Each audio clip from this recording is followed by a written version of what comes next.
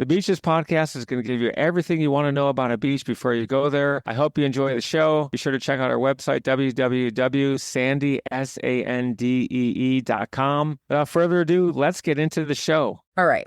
Australia, beaches, sunshine. We're diving deep into, well, your dream beach trip, basically. Feels good to me. Your request, all about Australia, all about the beaches. But here's the thing. Australia's huge. Like, seriously, massive. It's true. When you think about it, it's an island continent. We're talking over 25,000 kilometers of coastline.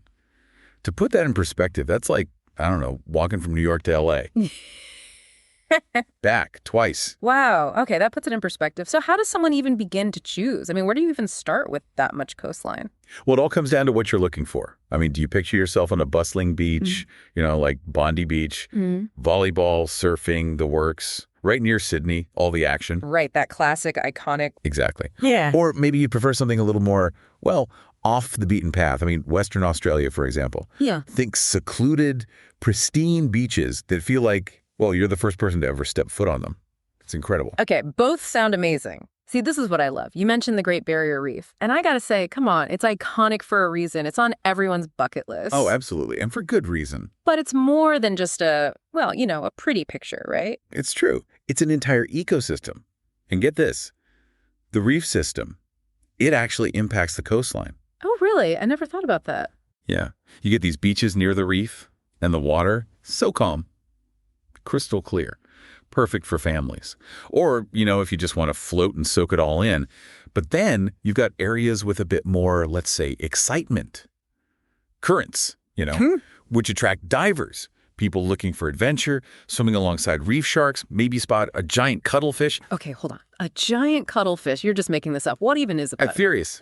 They're incredible creatures. They change their skin color, constantly, like a living disco ball under the water. Okay, that is officially on my bucket list now. You learn something new every day. So we've got the beaches, we've got the reef. You also mentioned Outback adventures, and honestly, we could do a whole, another deep dive on that alone. Oh, for sure. We could talk about the Outback for hours. Hours.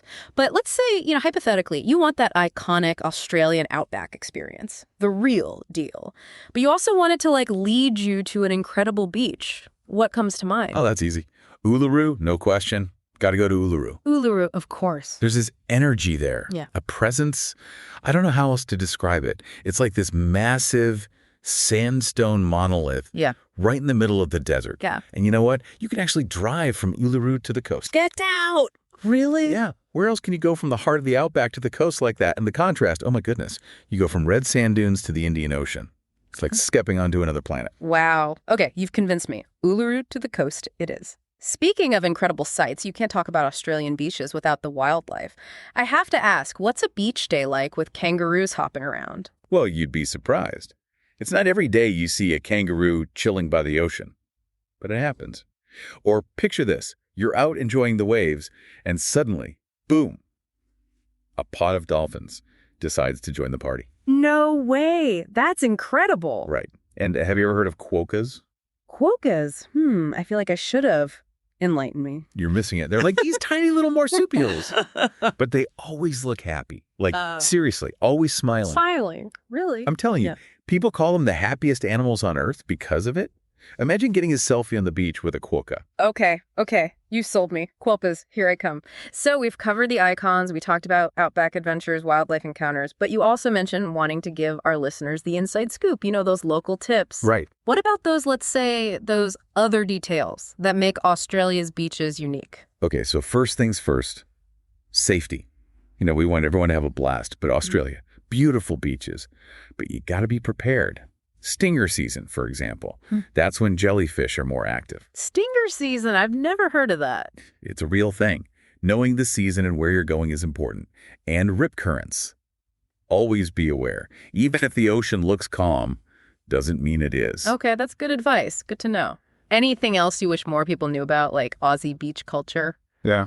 Before they go? Australians were pretty passionate about our beaches. Part of that is respect, Yeah. Respecting the environment. You'll hear slip, slop, slap everywhere you go. It's like our beach mantra. Hold on. Slip, slop, slap. Yeah. It's kitschy, right? Yeah. Slip on a shirt, slap on some sunscreen, and slap on a hat. Simple, effective. I love it. All right. So to recap, iconic spots, check. Outback adventures, check.